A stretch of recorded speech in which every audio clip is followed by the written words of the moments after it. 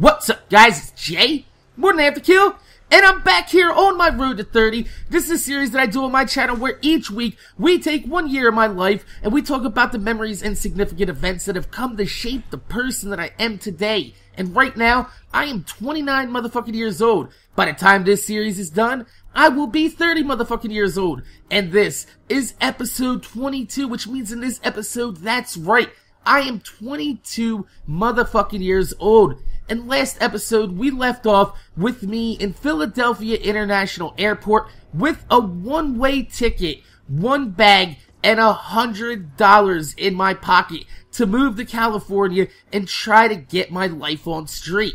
And if it's not bad enough that I'm leaving my son at the same age that my father left me, but I'm also leaving to the same state that my father left me for, which history is repeating itself right now. And if I don't feel bad enough, this is the first time that I have ever been on an airplane in my goddamn life. I've only seen them in the skies and at air shows like at McGuire Air Force Base. They used to have them all the time with the Blue Angels that come by, and they used to do like all barrel rolls and loops, but that is not important right now. What is important is that I am getting onto a plane for the first time in my life, and I am scared to fucking death. Not only am I scared, but I am scared because I am moving to a place where I have literally nothing. I have a one-way ticket, $100, and one bag, and the clothes that I'm actually wearing. That's all I have in this world to go and make something of myself. So I'm sitting on the plane, and I'm actually sitting next to like the funniest older couple that you've ever seen in your life. Like, they would argue back and forth, but you knew it was like that lovingly type of arguing, and you're like kind of looking at that, you're like, man, you know,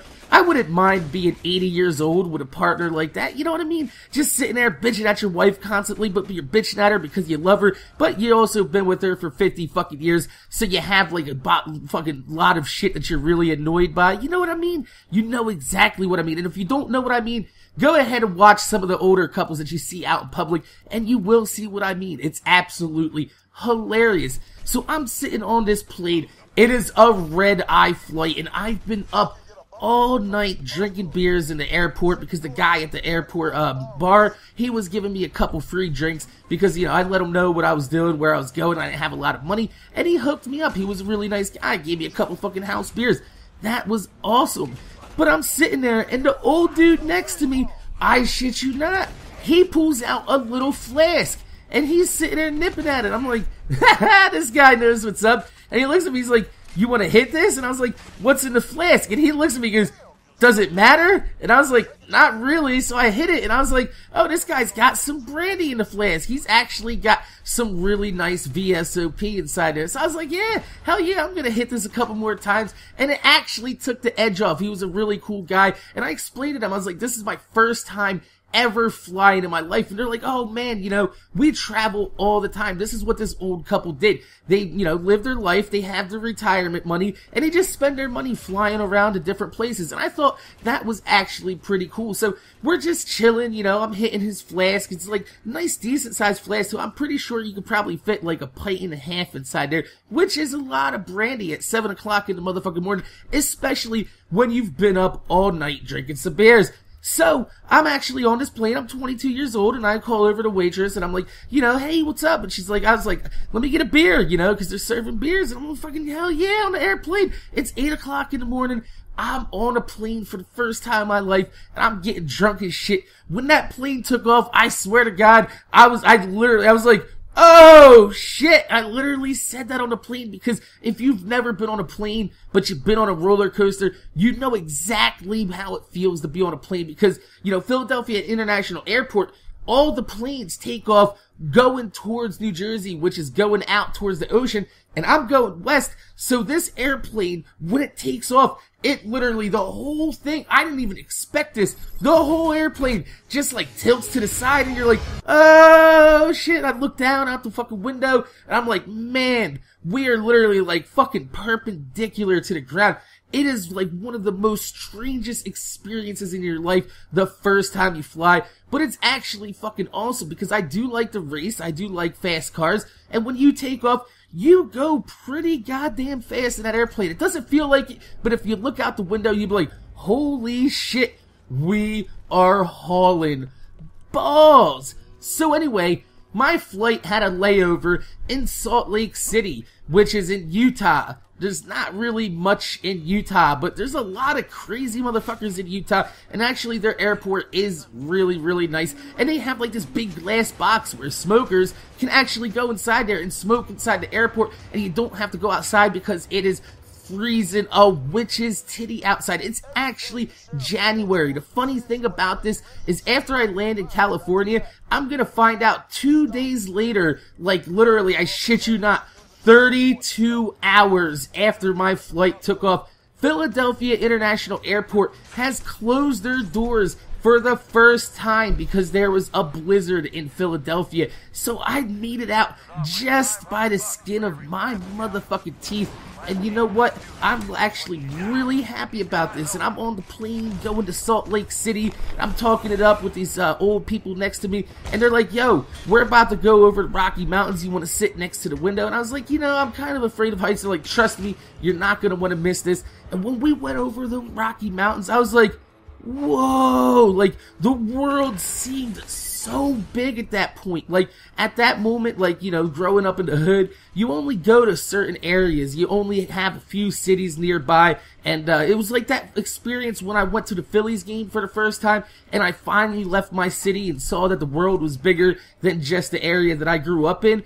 This is how I felt, except on a scale of like 100 times more. And I looked at that and I was like, you know what, this may sound gay, but now I see why that song calls them Purple Mountains Majesty. It is absolutely a great sight seeing these mountains from a plane. And it really, that moment right there kind of changed my perspective on exactly how big the world is. I know we say it's a small world all the time because we run into people we know all the time, but the world is absolutely fucking, you feel really small and really insignificant when you see these goddamn mountains from above. It is absolutely fucking crazy. So anyway, we take our layover, I get onto another plane, and I'm heading to the Bay Area, California in January. Now, if you've ever lived on the East Coast, you know what January attire is.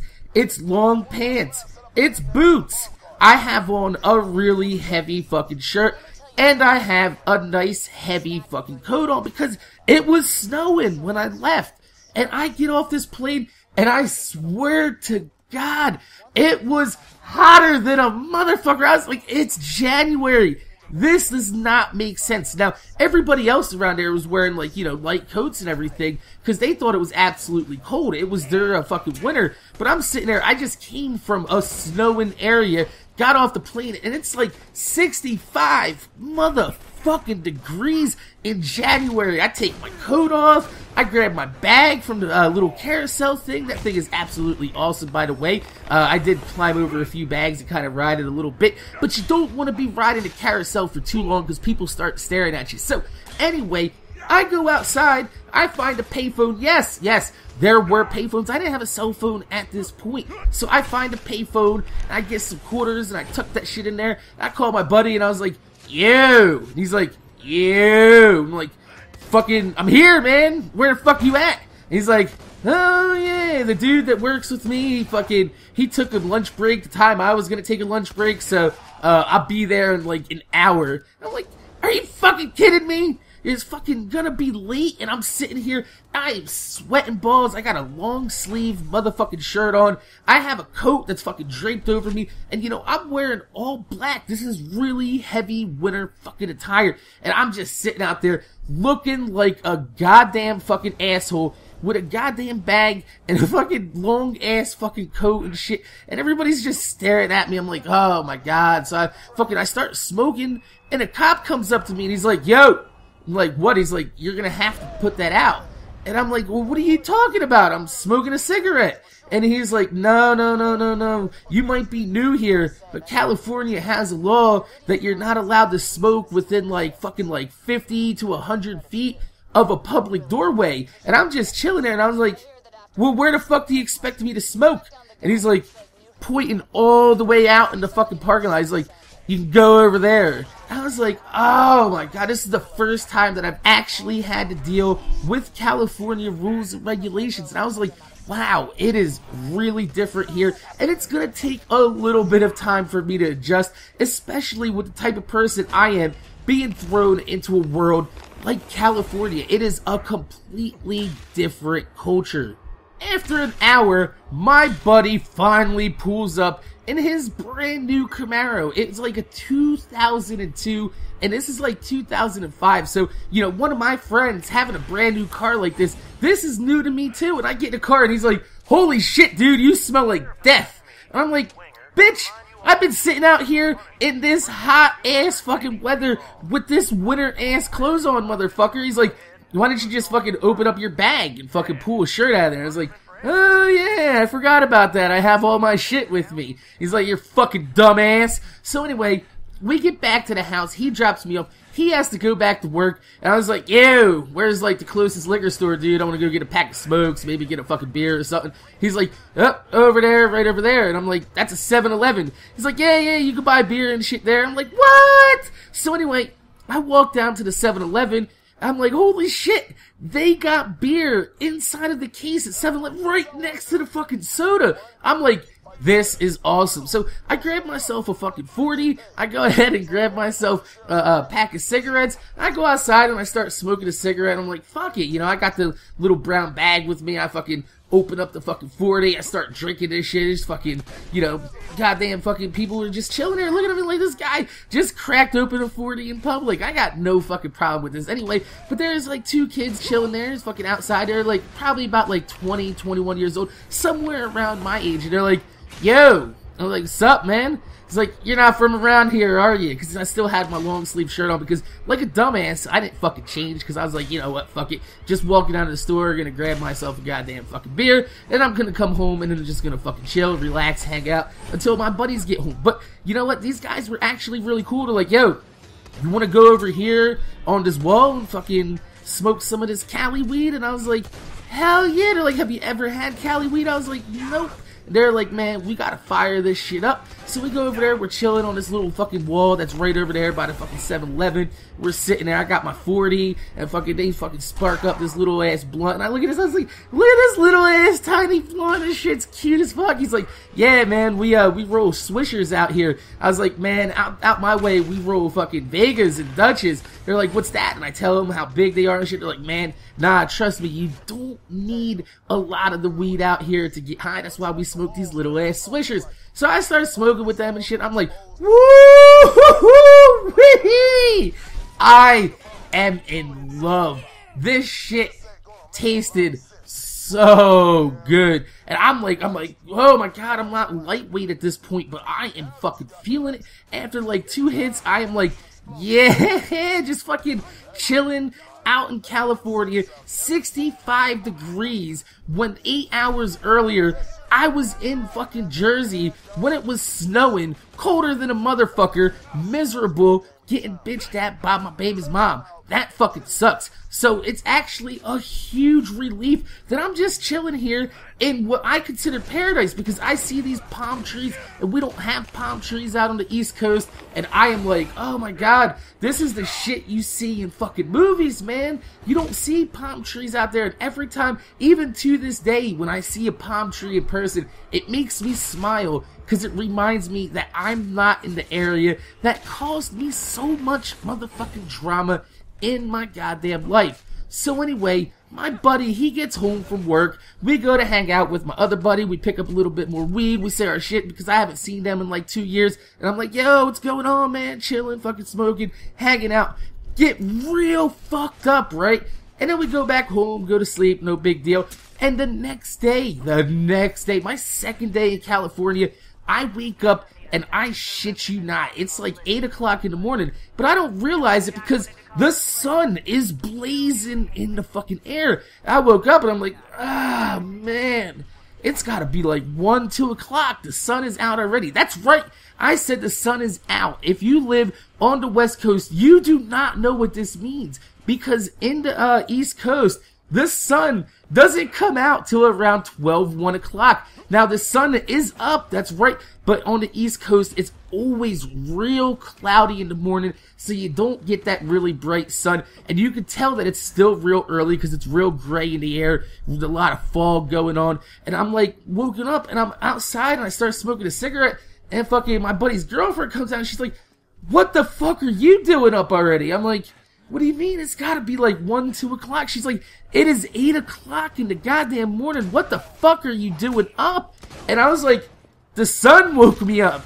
That shit started blazing through the window. And she's like, oh yeah, that'll do that. I'm like, yeah, I figured it was fucking like afternoon because the sun was up. And she actually, you know, came to visit my buddy before they actually drove back. So she knows what I'm talking about. She's like, yeah, no, it's always sunny. If the sun is up here, then it's gonna be bright and it's gonna be clear. And I'm like, man, I need to get some adjustments going. So I'm like, you know what? Fuck it. I'm up. It's 8 o'clock in the morning. I'm gonna go take a shower. I'm gonna get fresh. I'm gonna get dressed. And I was like, you know what? I'm gonna go fucking walk around and see what's around this area. Maybe go put in a few job applications. Who knows? I need a job. I'm out here with $100 in my motherfucking pocket. I've already spent like 30 of it on the first day buying weed and 40s. It's like, that's not a very good budgeting of the money. But you know what? I was like, I got $70 in my pocket. I'm gonna be able to fucking, you know, stretch that just a little bit. Not only that, but I still had my unemployment checks from New Jersey that were direct deposited into my bank account. So in another 2 weeks, I was gonna have like another $250, which isn't a lot. It's not a lot to live on, but when you're sleeping on a buddy's couch, having a guaranteed $250 every 2 weeks is not a bad thing. It's a really good thing. So I walk around and I find that there's a tire shop around the corner. I'm like, oh shit, I know how to do tires. That's what's up. And I walk in and I'm like, yo, I'm here to put in a job application. They're like, we're not hiring. And I'm like, oh, alright. So I walk away. I think nothing of it. I start walking down the street and the people start saying hi to me when I'm walking down the street. I'm just sitting there smoking. People are like, hi, when I walk by. And I'm like, what? I'm like, and people are just so fucking friendly in California. Like, I am not used to this. I'm walking down the street and everybody's like, hi, how you doing? What's up? I'm like, oh my god, this is like fucking, this is how life is supposed to be. People being friendly towards people. I didn't have to worry about being robbed. It was 8 o'clock in the morning and it's sunny as a motherfucker out. So I didn't really find anything really particularly that day, but I kept putting in job applications everywhere. I went to Albertsons, Safeway, Target, even there's a Burlington coat factory. Check this out. There was a Burlington coat factory in the fucking town I lived in fucking California, but guess what? Burlington Coat Factory is from fucking New Jersey. Like, literally, there is a county in fucking New Jersey called Burlington, and that's where Burlington Coat Factory. I thought it was kind of funny that, like, one of, like, the only, like, few Burlington Coat Factories happened to be in a fucking town that I just moved 3,000 miles away from the area I just moved, which had a Burlington Coat Factory, like, I shit you not, probably about like 40 minutes. Anything in Jersey really is 40 minutes away. That's how small New Jersey is. Now, California is a totally different scale. So anyway, I'm still putting in job applications. I'm fucking, you know, hanging out with my buddies. We're having a good time. And I was like, you know what? I want to try that tire shop again. So I woke up real early this time, like 7:30. I got all fresh and I put on a shirt that was buttoned down. I put a tie on. And I walked in, and I did it real proper, too. Because I was like, if this is what it takes in California, everybody's really friendly,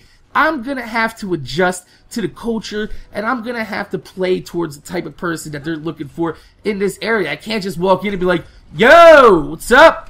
Looking for a job. You want to give me a job, motherfucker? No, you can't do that in California. You can do that in Jersey, though. You can walk in and be like, hey, what's up, bitch? I'm looking for a job. You got a job? I can't find a job. I need that money. Gotta get that money. I'm on my grind, baby. So, anyway, I walk in with a shirt and tie going into a tire place. And I was like, can I speak to the manager? And the manager comes out and is like, hey, what's going on? I just moved into the area. I do tires. You know, I know how to work on cars. I know how to do everything you guys do here.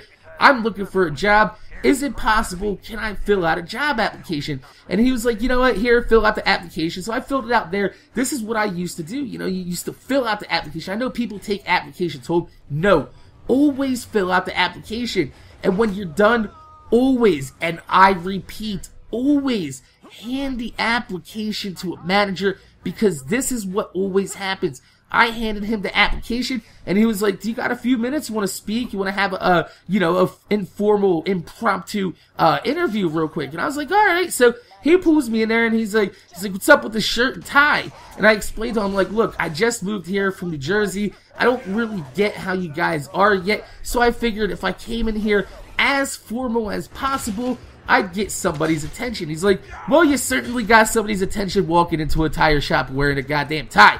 So he starts asking me questions, and I'm telling him, like, yeah, this is how I know to do, blah, blah, blah. And he's like, look, we have a job opening. We're going to have to get you a drug test. And I told him, I was like, whoa, man. And he's like, what? I was like, listen, I just moved here. I'm trying to change my life. However, right around New Year's, I did partake in a little bit of marijuana, and it's still going to be in my system. And he's like, all right, this is what I could do. I could write you down as a part-time employee, which doesn't give you the right to have to take a drug test, but, we'll be able to adjust your hours accordingly. And I was like, that's awesome, that's pretty cool. So I was like, I will take any type of job that you guys are offering. So it's actually pretty cool that now I have a job within the first 2 weeks of moving to California, and I'm feeling real good about myself.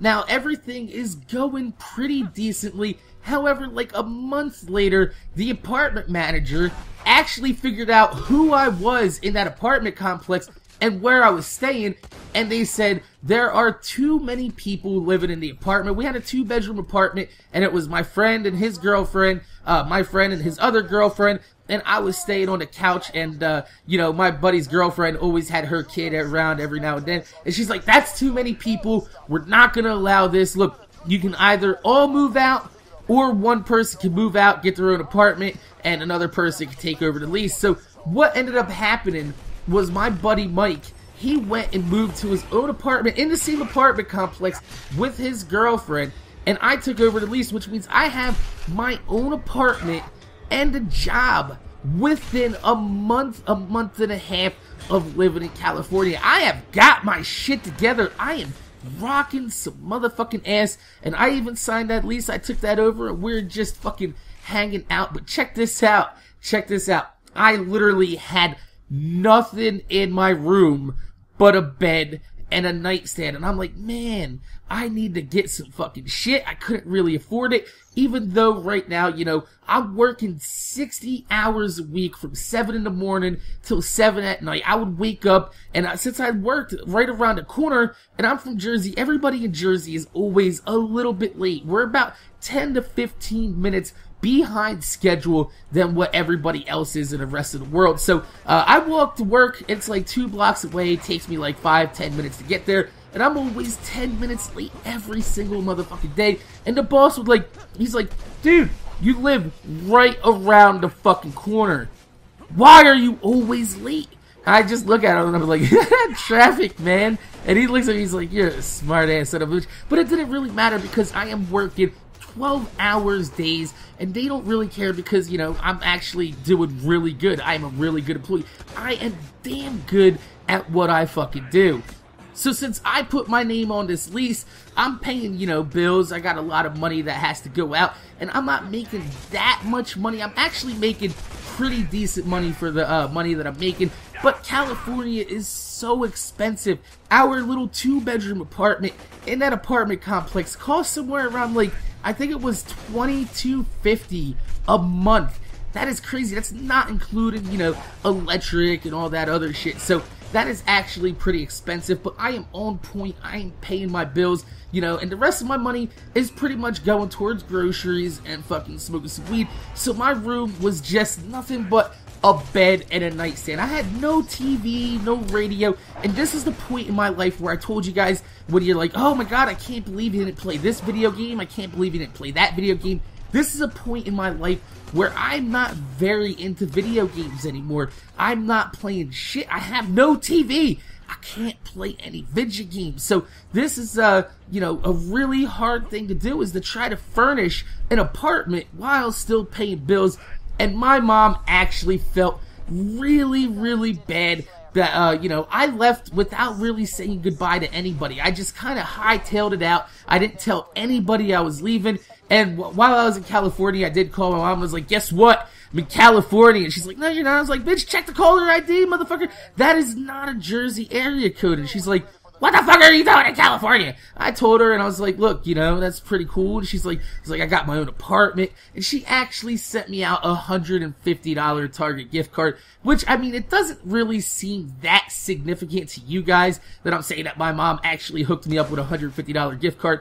But this is one of the nicest things that my mom has ever done in my life, that actually she never expected anything in return. Like, she gave me the car at one time, but she also fucked me over by when that car got fucked up. She took the insurance money and went and bought herself a new car. Everything that my mom has ever done for me has always come and bit me in the ass and always try to, you know, always kind of fucked me over. So, this is one of the nicest things that I could say that my mom has ever done without ever expecting anything in return. So, I went to Target, I picked up a fucking bunch of shit, man. I picked up some sheets, I picked up a pillow. Yes, I did not even have a pillow at this point.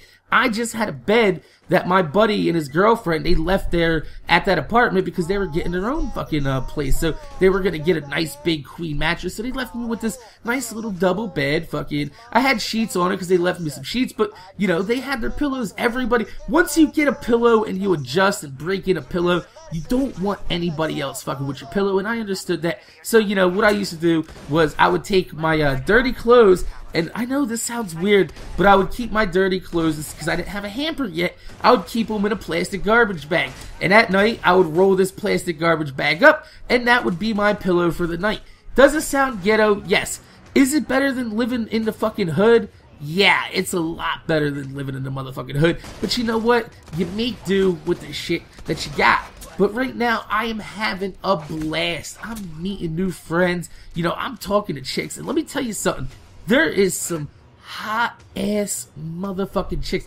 There is this one chick that I met. She went to this place called West Valley College, which in the area was known as Breast Valley College, because every chick that went there had titties that made you not even just want to motorboat, they want to make you speedboat that shit. Like, I'm not even talking about motorboating, it's like a brrrah, right? Fucking speedboating that shit. That is what and I started talking to her. I'm like, hey, what's going on, you know? And I was like, well, why don't you let me get your phone number? I'll call you, and, you know, I'll take you out. She's like, all right, yeah, that sounds good. You know, she gives me her phone number, and she's like, looking at me because I don't have a fucking cell phone yet. And she's like, you know, how do I get a hold of you? I was like, look, this is where I work. You can swing by anytime. I got no problem with that. She's like, oh, that's cool, whatever. So I fucking hit her up, talk to my buddy, and fucking, he's like, yeah, you can use the phone and shit. I call her up, and I'm like, look, do you want to go out? And she's like, yeah. And I take her out. We went out to go see Phantom of the Opera.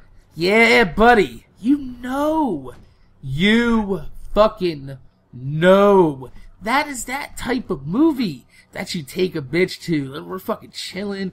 We're hanging out and we're sitting in the movie theater, and I fucking got my arm around her and shit. You know, I start have my hand on her thigh and everything, rubbing a little bit, and you know, we start kissing, and then the movie's over. You know, I was like, you want to go fucking hang out anywhere else? She's like, no, you know, this is pretty cool. You know, I got fucking college in the morning, gotta go to school, gotta get that fucking classwork done. I'm like, that's cool. So she takes me home and she drops me off, and this is why I'm telling you this story about a date that's not very fucking awesome. Because I kiss her, I'm like, you know what, I'm gonna see you later. I'm like, alright. And right before I got out of the car, she put her hand right on my knee, and she looks at me and she's like, I really want to suck your dick right now. I was like, zoop, there. I was like, let's go. She starts fucking bossing me out right in the parking lot of the fucking area that I'm staying in a fucking little fucking apartment complex, and she's bossing me out, and I look over and I fucking see the apartment manager walking through. She doesn't like me already because I curse a lot and I'm real loud, and like I said, I'm half deaf, so I am a very loud person. So when I'm talking to people outside, and you fucking hear it echoing through the apartment complex, and she already hated me. So now the apartment manager actually has a valid reason for hating me. which doesn't matter because she's a fat fucking slam pig anyway. Fuck you, bitch! If you watch this, I hate your guts. I really do. This woman, you'll find out in just a few minutes. I hate the shit out of this bitch. But yeah, like, my fun at this time is just fucking going out, fucking hanging out with my friends. We're fucking smoking that Cali weed. There's a sports bar right around the corner. Let me tell you about this sports bar. This sports bar was jam-packed every goddamn fucking night. I used to go there, I used to hang out, have a few beers. This one time on the way home from the sports bar, me and my buddy look out the window of the car and we're like, dude, that is a naked Asian chick running down the street. Now, you know, usually when you see a naked person running down the street, you might want to get involved, but at this point I'm thinking, there's a naked girl running. Whatever she is running from, I don't want to get involved in, you know, I'm not gonna report it. Maybe it's just a fucking chick that's really high. She's running around having a good time. I don't know. I don't want to know why this naked Asian chick is running down the fucking street, but she is. And I'm like, man, I fucking love California because where else are you gonna be where you can fucking just go to a sports bar, drive home, see a naked Asian chick, or you can even go around the corner to the Starbucks every fucking Friday, and there, I shit you not, this Starbucks used to have like 200 to 300 motherfucking cars out in the parking lot, and people would go there with their fucking really nice fucking cars, and they would street race, but they did it different than Philadelphia. Like I showed you guys in that video, you know, people in Philadelphia would just overtake a street, start racing right there. These motherfuckers were actually walking around, checking out their cars, setting up races, and then they fucking, you know, for money and shit, and they fucking drive off, go to a fucking area, race, and then come back and then tell everybody, and they're all fucking like, oh yeah, what up? I'm fucking, dude, I swear to God, this area was like the coolest area of the fucking, any place I've ever been in my life. This is why I love California so much, is because there's always something to fucking do. But as much fun as I'm having in California right now, there are a few things out there that suck pretty fucking badly. Like my barber that I've had my entire life was the hood barber. Everybody went to the barber, you know what I mean? You hit him off with a 20, he shaped you up with a real nice cut, he'd fucking like nice up your eyebrows and fucking line out your sideburns and everything. Really fucking awesome barber. Now, I needed a haircut. My hair was looking shaggy. I didn't keep my hair long. I've had my hair cut for about 2 years now because I usually had long hair growing up, but I cut it right around the time that my son was born. Right after my son was born, actually. I used to keep it real nice with a nice little fade on the back, right? And, you know, I couldn't find a place out there that could cut my hair. I was like looking all over the place, and my buddy was like, yo, you need to go to this place over here. They're called Superb Haircuts. And I was like, alright, I'm gonna go get a superb haircut. Bitch, I walk in there and there's a bunch of Asian people cutting hairs and shit. There's a lot of Asian people in California. It might have even been this same naked Asian chick we seen running down the street. We don't know. But what I do know is I'm waiting in line and people were cutting. And I noticed that like everybody that's going out of this haircut place is going out with pretty much the same motherfucking haircut. So I sit down and I tell the lady what I want. I was like, you know what, I want to keep it nice and like Caesar it out in the front, you know, hit me with a 2 and fade it out on the sides and, you know, hit my burns up a little bit. This bitch looks at me and she's like, alright, and she starts cutting my hair and I'm like, this shit ain't looking like a fade. This is not looking like a fade. So then I fucking look, and then after she's done, she spins me around, I look in the mirror, I'm like, bitch, I look like Goku! Like, seriously, she gave me what I call the Phasian, which is an Asian fade, which means, like, you know, a regular person fade, it fades out, like, right at the top, comes down, and fucking fades out on the side, you know what I mean? Real nice, boxed up in the back.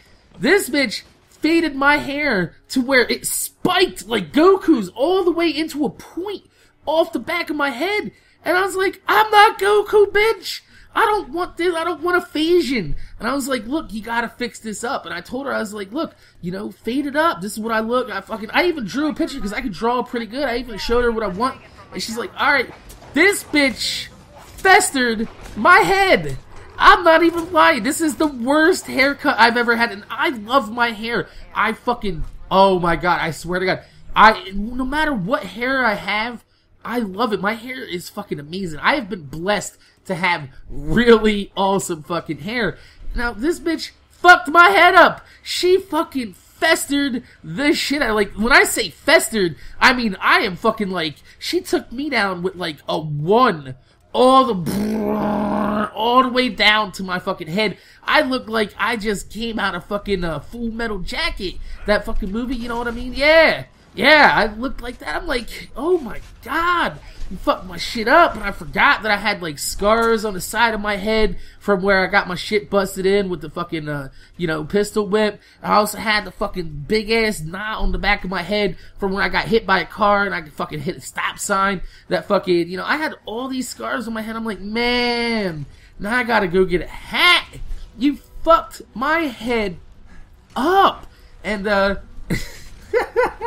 even though my haircut game is fucked up right now, I still managed to meet a girl that still wanted to hang out with me, even though my head was all festered out. And we was chilling, and she was actually really cool too, because we used to go out places and fucking. She had money though. She worked for the government and she worked for the customs office, and she would take me to places in California that I couldn't afford to go yet. She took me to San Francisco. I got to do my tourist shit. I got to see the Golden Gate Bridge. I got to see Alcatraz. She took me to all these places, and we're hanging out. Even though I got my fucking festered up head, she even bought me a hat. This bitch knew my haircut game was fucked up so bad that she was like, we gotta get you a new hat, fucking nice little fucking fitted hat. I was like, alright, that's what's up. But, she was real weird in bed.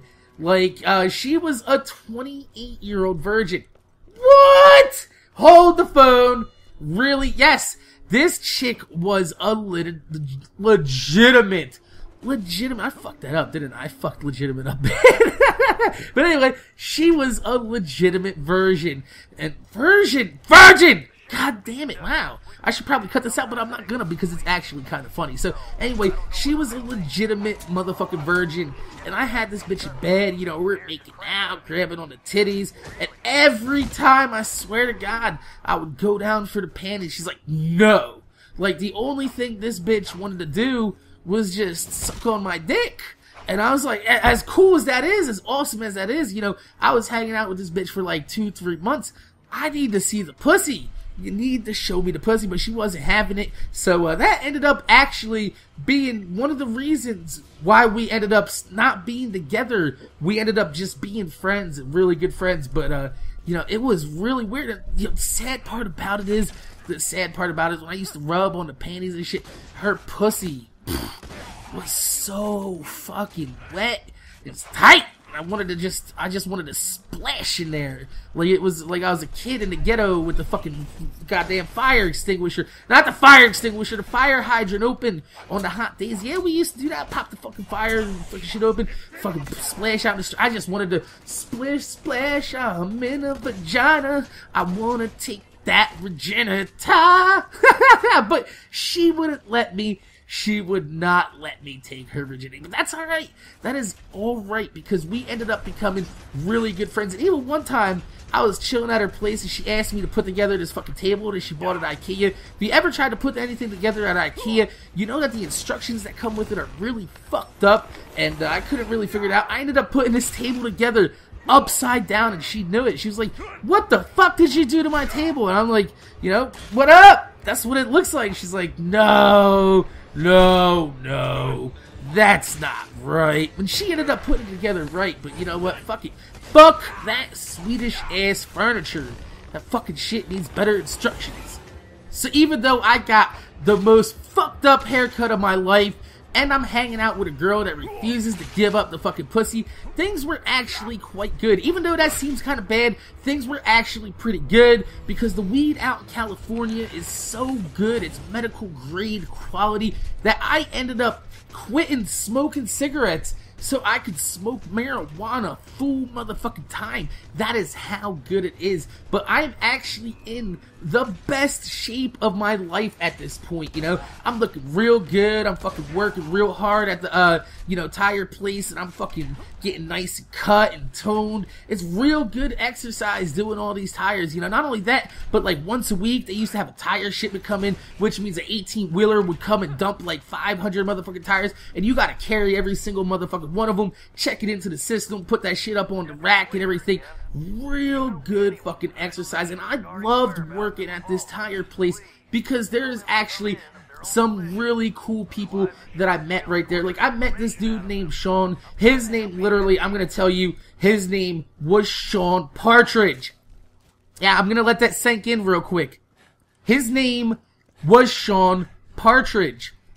That is like the whitest name that you can ever have in this world. And I was like, yo, he's like, what? I was like, I'm gonna start calling you Sheezy Parshizzle. So he ended up becoming Sheezy Parshizzle, which ended up getting shorted down to Shizzle. But he was my road dog, man. He was actually really fucking cool. He showed me around the place we used to go and fucking hang out. He had a nice little fucking RX-7 twin turbo. It was like a 93 yellow, really fucking awesome car. But, you know, everything was going really fucking well. We were having fun at work, and I was getting free exercise, and a lot of fucking laughs. Let me tell you 2 stories that happened at this tire shop. I know I'm really getting this episode, like, out of, like, proportion right now, but there's just so much stuff that happened this year that I fucking love talking about, and we're gonna talk about it as long as I motherfucking want. So, we're actually working at this tire shop, and they hired this meth head. I shit you not. This is the first meth head I've ever come into contact with, and he comes up and his teeth are all fucked up and shit. Like, my teeth are fucked up, but his shit were like stumps, man. So anyway, this guy, really fucking hyper, really shitty worker too, man. Like, everything he did was half fucking ass. We were sitting out there fucking hanging outside the goddamn shop, and it was a really nice day. We had this, I shit you not, like, it was like literally like a 4-foot breaker bar. You used to put it on the end of the wrenches when we're doing alignments and, you know, move really hard to move bolts and shit like that.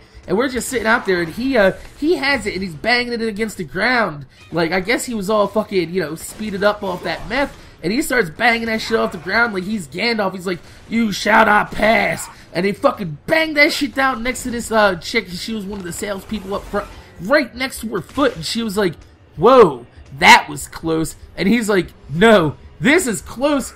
And he, boom, just nails her right on the foot. And she was like, I swear to God, she made that same sound that my son made when his finger got caught in a can. Like it was somebody that just got fucked in the ass and shot out of a can. And she's like, ah! Fucking, and she fucking took off her fucking shoe. Holy shit, her whole foot was black. They ended up taking her to the hospital. She ended up having like shattered bones all up in her foot. Like, he really, really fucked her shit up. He got fired for that anyway, but god damn, these meth heads are crazy. But there's also 2 other kids that work there, Kevin and Anthony. They were like your really quintessential fucking hipster Honda crowd, you know what I mean? Like, they wore the thick wire framed black glasses. They listened to punk rock and shit like that. Real scene looking kids, you know what I mean? They got tattoos and a big gauge. Really cool kids. But this one time, fucking Anthony eats, like, I shit you not, like, a ton of fucking tacos, because Taco Bell was like right across the street. He eats all these tacos, and we're chilling, and he goes, yo guys, check this out. And he's in the bathroom, and fucking we look, and he just, oh my god, I don't want to say I shit you not, because he fucking literally released an explosive diarrhea while bending over. I guess he knew he had to take them taco shits, and it was gonna look funny coming out of his ass. I don't think he realized that it was gonna literally mushroom cloud out of his ass, and he sprayed not only the entire toilet, but the wall. He sprayed it down with shit.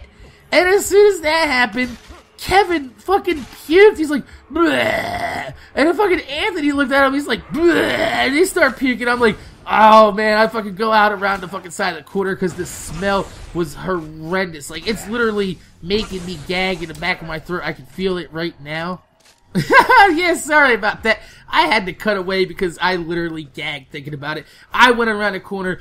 I start puking. Everybody in the shop's puking. One of the fucking managers comes out. His name's Tell. He looks. He's like, ugh. Oh, dude. We got like 4 or 5 people just puking all over the shop. And since me and Tell did it outside, we could just fucking pressure wash that shit down. That's no problem. But fucking Kevin and Anthony, I swear to God, they refused to clean up that bathroom. And I feel so bad because my buddy Shizzle ended up fucking pressure washing that shit right down the fucking drain. But, you know, you don't want to be cleaning up anybody else's fucking shit. Them 2 motherfucking assholes. But I have to share that fucking story with you because that is so fucking hilarious. I've never watched another man fucking puke and poop at the same time. And let me tell you, it is not what you expect. It is not as funny. Well, it's funny, but it's more gross at the time that it's happening. Even though you're laughing about it inside, you're fucking puking about it outside. But you know, everything's going on. I am having the time of my motherfucking life. And I told you guys before that whenever anything good in my life happens, I am waiting for reality check to come and really fuck my world up, because every time something goes good, something always happens and something always does. But guess what? That's right, something did happen. My aunt, who I explained to you is my mom's twin, she died about 7 months after me leaving for California, and I felt really fucking shitty about it. I'm like, man, you know, I left, I'm out here having the time of my motherfucking life, and I missed out on the last 7 months that my aunt lived, which really pulled at my heartstrings, and I really wanted to go because me and my aunt were really fucking close, and I was like, I gotta get to this funeral somehow. I asked my mom, and she's like, no, look, I don't have the money to fly you out. I'm already paying for my, you know, my brother. She was paying for him to take the train in because he lived out in fucking Pennsylvania somewhere, which, you know, is pretty close, but he lived far enough to where he would have to take a fucking train in, and I was like, man, I gotta get to this funeral. Turns out, my brother actually flaked on my mom. He didn't come to the funeral, so my mom used the money that she was gonna buy the train tickets with, and she paid for me to fly in to come see, you know, my aunt's funeral, which, you know, I would count that underneath, you know, with the $150 gift card that she gave me to Target. But, you know, I don't really count that since she was already planning on fucking bringing my brother in and not me. But then once my brother canceled, she pretty much, you know, she settled for second best. But you know what? That's alright, because I got to spend 2 weeks with my son. I've only been away from him for about 7-8 months. And like I said, I was in the best shape of my life right now. I'm fucking really nice and cut and toned and everything. And my baby's mama, when she pulled up at the airport, she didn't even recognize me. However, my son from the back seat of the car, yeah, that's right, Dad, motherfucker, he's new. He's seen me and he still recognized me. And that made me feel really good, knowing that I could take that type of break away from my son, but he still recognizes me even after, you know, I lose a little bit of weight, when I get fucking nice and cut and toned up, and, you know, my face is looking all nice and sexy, and my haircut game is no longer fucked up. Let me tell you about that another time, though, because I did end up finding a new haircut place out there, but we're gonna save that for an extra story commentary outside of the road to 30. Trust me, it's absolutely fucking hilarious. Some of these stories I probably should have saved, but you know what? I wanted to get them all in there because this is like the most action-packed year of my motherfucking life so far.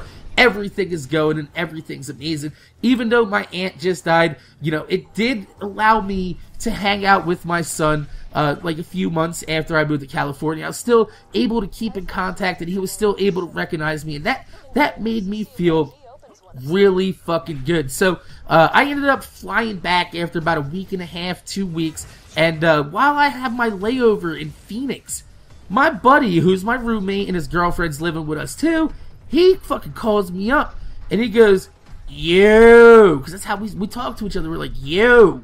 I was like, yo. And he's like, I lost my job, man. I'm like, what? He's like, yeah, it's fucking turned out that he was stealing a bunch of money from the goddamn fucking register. They fucking let it, you know, go up to an amount to where fucking, you know, they were able to fire him for it. and they fired him. And then he tells me, he goes, yeah, so I talked it over with my girlfriend, and we realized that we really can't afford this apartment anymore. So what we're going to do is we're going to eat the eviction, and him and his girlfriend are going to move in with their grandma. I was like, bitch, you're going to leave me with an apartment that costs over $2,000 a month, and you're not even going to move out? He's like, nope. We're just going to chill here. I mean, I should have fucked him up for this, but you know what? He is one of my oldest and one of my closest, like, childhood friends, and I didn't really want to have it bring into that, especially since now that out in California, I am doing really well for myself, and the last thing I need to do right now is go to fucking jail. So that's actually, like, one of the most grown-up decisions I've made in a long time, was not to fuck him up for fucking hitting me off with an eviction. So pretty much, I have to get as much money as possible saved up, because once this eviction hits, I'm not going to be able to find an apartment with an eviction on my record, especially when I still owe the people for, you know, my half of the eviction on the lease. This is a really fucked up situation. So I ended up leaving the job that I loved so much over there at the tire shop, and I went and worked at Pep Boys right next door, because they offered me a little bit more money, more hours, and I was also going to make commission. And I told you that I am really good at what I'm doing, and I am really fast at what I'm doing. So working off commission is a very, very good possibility for me right now, because it's allowing me to make an extra like $400 every fucking week, which is a lot of fucking money at that point.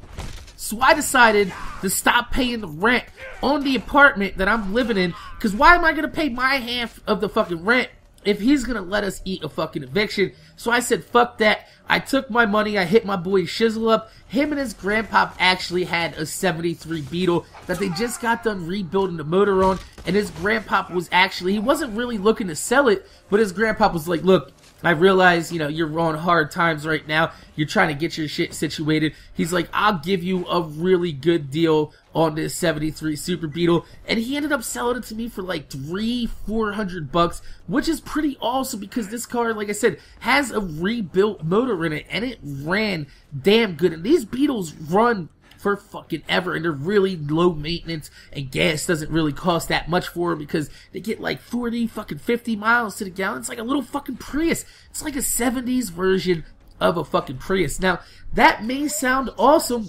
but this car was shitty at the same fucking time. Like, I'll put a picture up on the screen right now. This was a Tangelo bug. It's like orange and tan mixed at the same time, like tangerine and orange and yellow. It's like this really weird color, but the paint on it wasn't very good. One time I went to wash this car, and I was rubbing it down with the fucking washcloth, and literally the paint started coming off on the fucking washcloth. So even though the car ran good, looked halfway decent, it was actually still a little bit of a shitbox. But you know what? I was like, fuck it. I was prepared to have to live in my car in case I got, you know, once the eviction happened. So, you know, I'm just trying to set up as much as I can before I get evicted. That way, you know, if anything happens, you know, I have something that I can at least fall back on, or some type of, like, if I had to sell the car to make a little bit of money, I could do that, because I've done it before. I know how to make money doing this. So after about 45 days, they put the notice on the door, you will be evicted. Leave the fucking premises. And I was like, man, I am not leaving until the motherfucking sheriff comes and tells me to fucking leave. And my buddy and his girlfriend are still doing the same. They fucking, I swear to God, it's got to this point to where I really didn't want to fucking talk to any of them. I fucking, dude, I just, as soon as I fucking went into the fucking house, I went right in my room, fucking, and that one morning though, boom, boom, boom, boom, pounding on the door. There's only one motherfucker in this world that pounds on doors when they want you to open it up. It's right. It was the fucking police. It was the sheriff. He's there. It's like, got your shit. Get your shit. Get the fuck out. You're being evicted. And it's no big deal for me, because I've already had all my shit packed up. I was ready. I was just gonna leave the mattress. No big deal. I got no problem leaving the bed, because, you know, number one, my buddy and his girlfriend already had a new bed, and I didn't need it where I was going. I can't put no bed on top of no fucking goddamn bug. That shit's not gonna work, so I just left that shit. I grabbed my fucking bag, tossed that shit over, fucking grabbed my lamp, and I was out. Fucking, I've already broken up the nightstand and tossed that shit in the motherfucking garbage. So, it was actually probably one of the most redeeming feelings at this point in my life. Watching the sheriff not only pounding on the door because my buddy and his girlfriend wouldn't open it, they broke that shit in. They boom, fucking went in there, fucking started tossing them out, and they fucking saw these little plants. Like, my buddy was trying to grow little plants, and he actually had a couple pot plants growing. They were really small. They were only a couple inches tall, and the fucking cops start fucking, they toss that shit down on the carpet. They start stamping it out, and fucking, they're fucking grabbing them fucking by the back of their necks, like, get the fuck out of here. They didn't have any time to pack up any of their shit. They had a ton of shit in that fucking room. So I'm laughing my fucking ass off outside just watching these motherfuckers get evicted. I'm like, these fucking assholes. And like I said, I was prepared to live in my car, but my buddy Mike, he was like, yo, why don't you just come over here? You can fucking stay at my house. He didn't have a couch at that time. I was sleeping on his living room floor. But the really funny thing is, the reason he didn't have a couch is because one day his girlfriend left him like $1,500 to $2,000 on the counter, and it had a note. It said, by the time I come home, I expect there to be a new living room set. She wanted him to go out, buy a TV and a couch for the living room, and yeah, my dumbass, I'm dead serious, talked him into just spending the entire money on a big ass TV. So we actually went out, fucking went to Fry's, got the biggest fucking TV you could find. It was like 65 inch at that time, and it was like one of those TVs. It's like 3 feet deep and like 8 feet tall, and fucking, you know, it has the stand built into it and everything. We couldn't get this shit home. I found a dude, he had a little Chevy S10, and I was like, yo, give you $20 and we can toss this in your back and give us a ride home. He's like, yeah, there's no problem. So he actually had no living room furniture and a big ass TV, and his girlfriend wasn't even mad about it. She loved the TV, so it wasn't even a big deal. But it came to bite me in the ass when I go to fucking stay at my buddy's house, and he no longer has any fucking furniture in their goddamn living room because fucking I talked him into buying a big ass fucking TV instead. So things were actually pretty decent. Even though I'm sleeping on a living room floor, that's no big deal. I've slept on floors and couches before. As long as I have a roof over my motherfucking head, I don't care where I have to fucking sleep. So I'm just going to work, you know, smoking some weed, hanging out, and every Sunday we even got into playing flag football with a church league. I know. Doesn't that sound weird? Like, a year before this, I'm sitting there and fucking, you know, doing ecstasy, selling drugs, fucking hanging out, partying with bitches in hot tubs and shit to go into fucking, my fucking, you know, my time, my leisure time is now spent on a Sunday, you know, getting up early and going to play flag football with a church league. That is a strange experience, but it was fucking hilariously fun because the same group of guys used to come out. We used to have some really big games. It was like, used to be like 20 to 25 guys that would come out, hang out, play some fucking football. There's even this little, oh my god, let me tell you this. There was an Asian doctor, like really small little Asian dude. He was like, I shit you not, he's 5'4". He could have been no taller than 5'4". And his size really wouldn't matter. But we were playing flag football, and one of my buddies was running up the fucking sideline. He was about to score, too. We were fucking running a kick return back, and he was coming to grab that flag, and I had the angle on him. He didn't even see me coming, and I literally laid this motherfucker out with a block. I upended him, and he hit the ground, and he was on the fucking sideline. He was like, ooh, ooh, ooh. He couldn't fucking breathe. He couldn't get that air. I knocked the wind out of him. And I don't know why. That's not really a significant event or memory, but it's absolutely fucking hilarious when you upend somebody and you just hear that, when you hear all the air let out of their lungs and they're just fucking sitting there gasping for air. Absolutely fucking hilarious. Even though, you know, he was alright. He was alright. He just got fucked up a little bit.